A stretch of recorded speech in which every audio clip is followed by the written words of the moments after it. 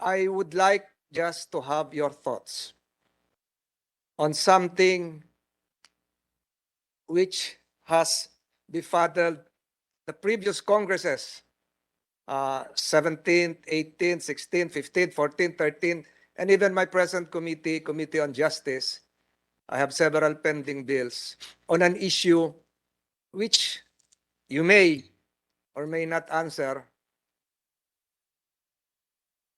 It has something to do with the death penalty.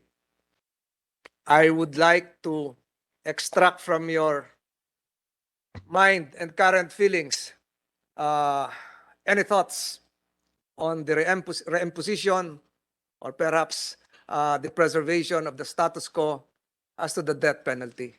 You have the floor. You may or you may not answer, Secretary Remulla. Thank you, Your Honor. The death penalty can be viewed in two ways. One is as it is payment for a sin, and the other one is it is a deterrent to a crime, deterrent to crimes. Payment for a sin is a belief that many people hold that is found in the Old Testament, an eye for an eye, while the other part of the debate is it a deterrent to the commission of a crime? Well, as a matter of deterrence, Your Honor, I believe that deterrence can only be done if there is certainty of punishment. If the justice system is efficient, we can deter the commission of crime. But as to the philosophical underpinnings of punishment and as a payment for the commission of a sin, that is still one that will divide society forever. The value of life will always be important to all of us. And the value of society is also very important to all of us. It is up to a democratic country like ours to vote on this issue. I believe that policymakers should debate it properly and vote on it as representatives of the people. But it can be debated, and we should learn both sides of the debate, Your Honor, before we decide on the issue of the death penalty. Nobody would admit his age. So we recognize Representative Marcoleta. Salamat po, Mr. Chair. Secretary, my personal view is that the role of the ICC is to end impunity and to establish the rule of law to punish specific, serious, and grave crimes. But as long as the country is in a position and capable of maintaining its judicial system, meaning to say it is fully operational, the ICC cannot impose its own standards of investigating and prosecuting accountability. And even in the event that the offender is absolved by the national court of this country, it is my humble view that the ICC cannot review the judgment of the national court. Do you concur with this personal view, Mr. Secretary? Yes, Your Honor. Salamat po, Mr. Chair. Binanggit po ni Secretary sa kanilang opening remarks yung rule of law, and I appreciate that po. In relation po to that, the ICC's pre-trial chamber gave us until September 8th to submit our observations on the continuing investigation into the alleged crimes against humanity committed in the context of the former president's war on drugs. Have these observations been submitted? Your Honor, since we are no longer members of the ICC, we could not give any information to them as a matter of compliance or submission. We gave them information as a matter of committee, following the international law principle that there is respect among nations and among multilateral agencies in our country. So the findings of the Department of Justice were given to them by Solicitor General Bernardo Guevara, and he was the one who forwarded the information that they were asking for with regards to the drug war and the other extrajudicial killings that happened in our country. It is in it is following this principle that we give the ICC the information. Who is raising his hand? Again, Chair. second round. Congressman Marcoleta and then Senator Cayetano. Who is the more senior? Congressman you. Marcoleta, you have the Isn't floor. it obvious? Mr. Chair, Secretary, a human rights group called Karapatan made a statement that there will be more injustice and even more impunity under the presumptive Marcos Duterte administration with you at the helm of the DOJ. And a community pantry organizer also posted in her Facebook that she is very, very uncomfortable with you as DOJ Secretary because of your history of red tagging several personalities. Could you care to comment, sir? Your Honor, red tagging, if you think about the term in terms of etymology, was invented by members of the progressive groups to defend themselves. Meaning to say, many of the progressive groups who were aligned with the enemies of the state, like the CPP and PA, came up with the term red tagging. Your Honor, I'm more confused now because I do not really know how to call people who kill our soldiers and people who kill our policemen or people who kill our civilians. I do not want to call them heroes, Your Honor. I just want to call them by their name. So if I am called, if they say that it's red tagging, Your Honor, I'm just saying the truth, Your Honor. I'm not casting aspersion on anybody. I'm just calling a spade, Your Honor.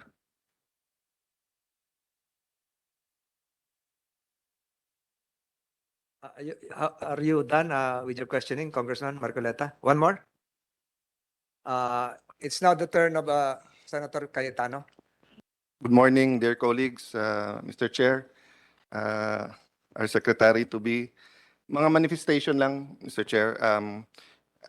As I said in the previous hearing, napakaraming i-bring up pero siguro sa budget hearing and sa ibang pagkakataon because I don't want to entangle it in his confirmation, especially if we believe that he is in his integrity and that he's very much qualified. First, sundan ko lang po si Congressman Marcoleta sa human rights. The best way to deal with human rights in our country is not to weaponize it. Wag i-politicize, wag maging partisan issue yung human rights. So kung may human rights violation, let's call it. Mali yun.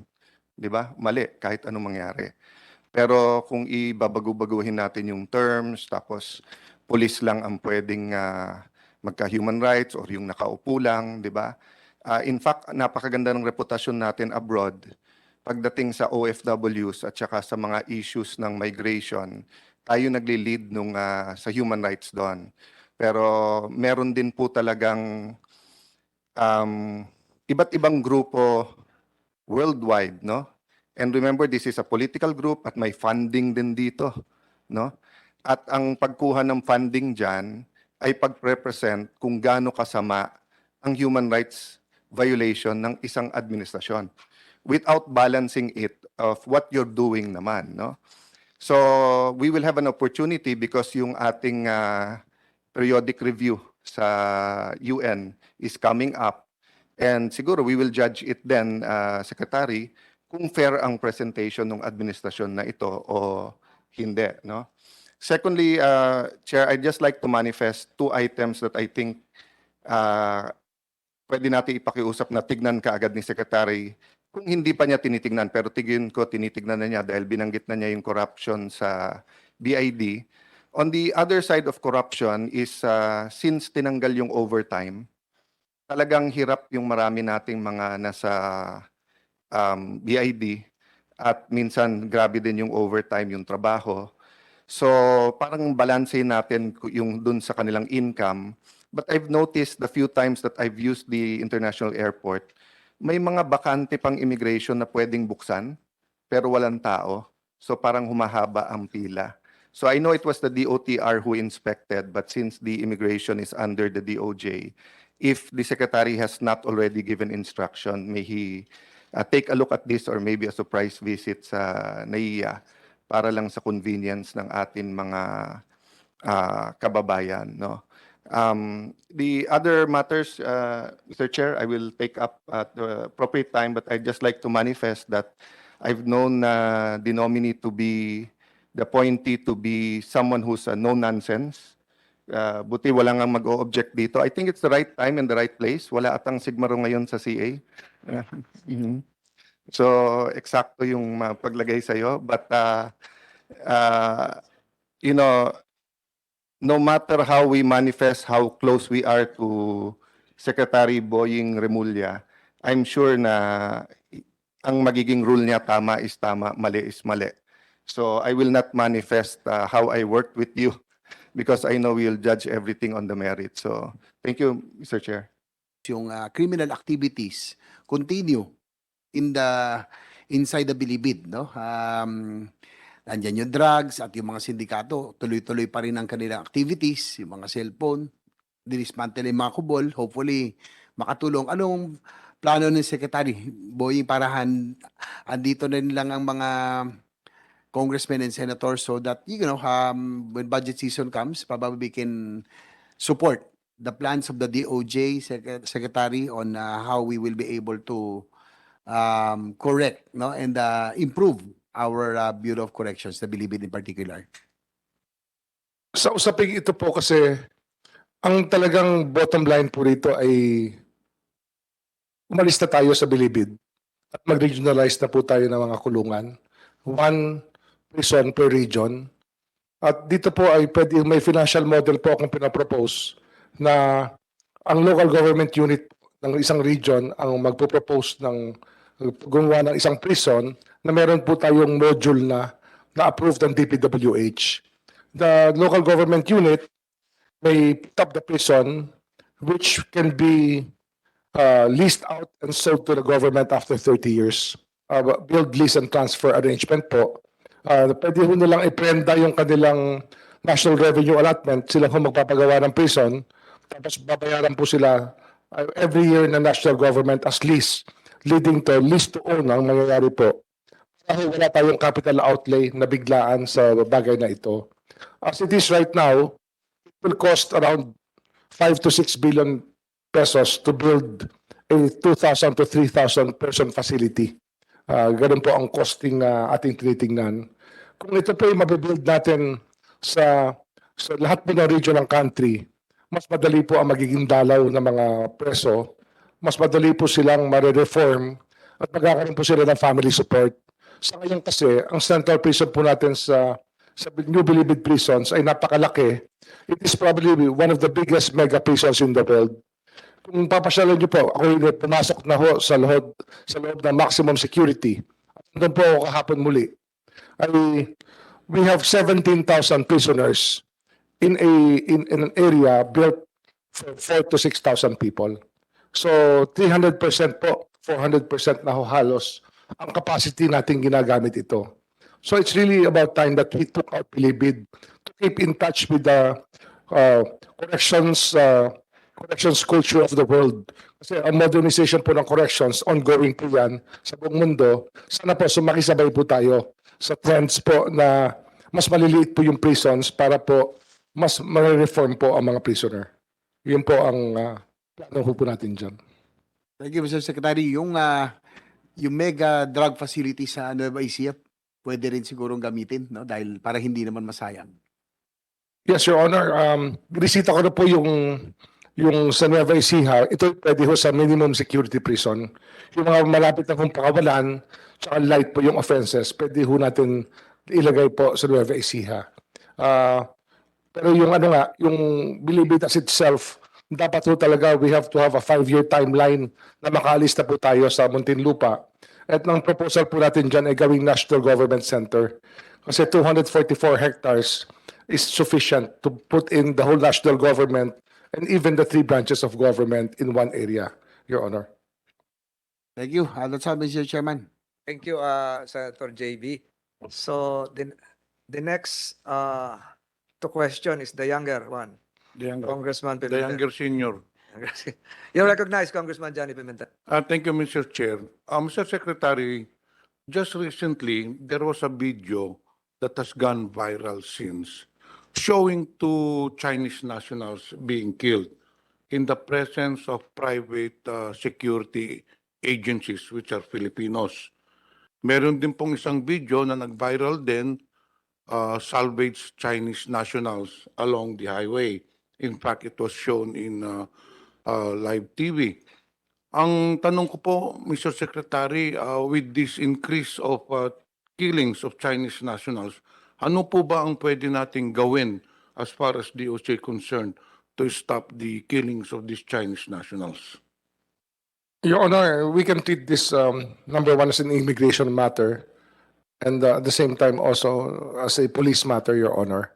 As an immigration matter, I think that the entry of, because we are a country that has visa-free entry for most nationalities, Your Honor, and even those who enter, we do not have a good record of them, especially the biometric record that we have to keep, Your Honor.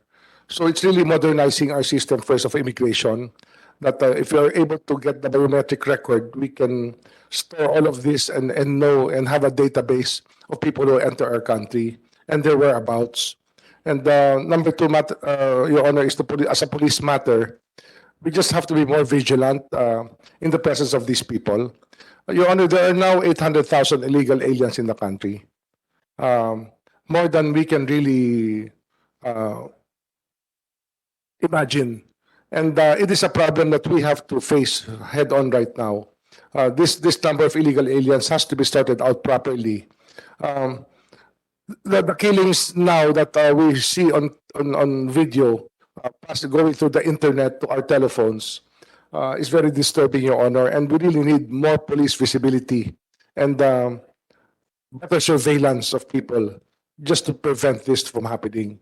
But we also have to have a more systematic way of dealing with the aliens around the country so that we will be able to have a record of them and to keep track of all their movements, Your Honor. Thank you, Mr. Secretary. Mr. Chair, I would also like to take this opportunity to manifest my support to Secretary Boying Remulla. I have known him personally. He was a colleague of mine during the 18th Congress.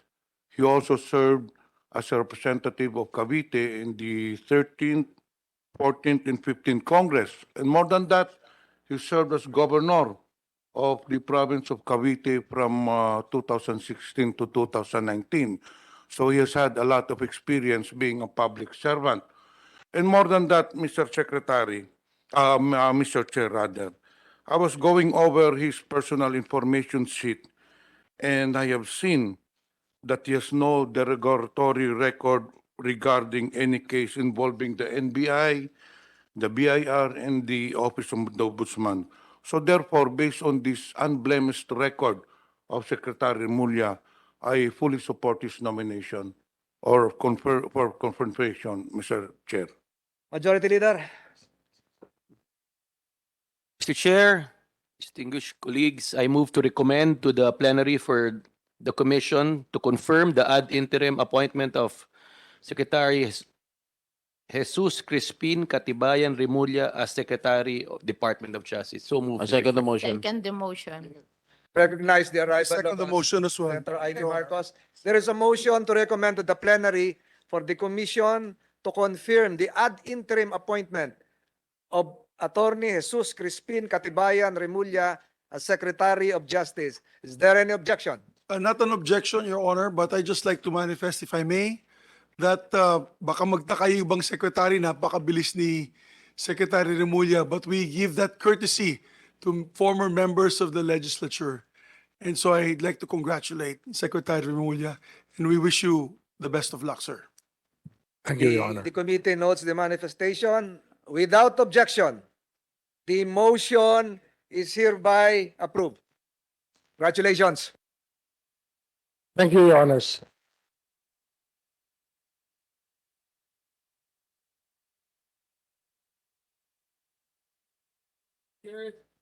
Mr. Chair, there being no other matters discussed, I move to adjourn the meeting.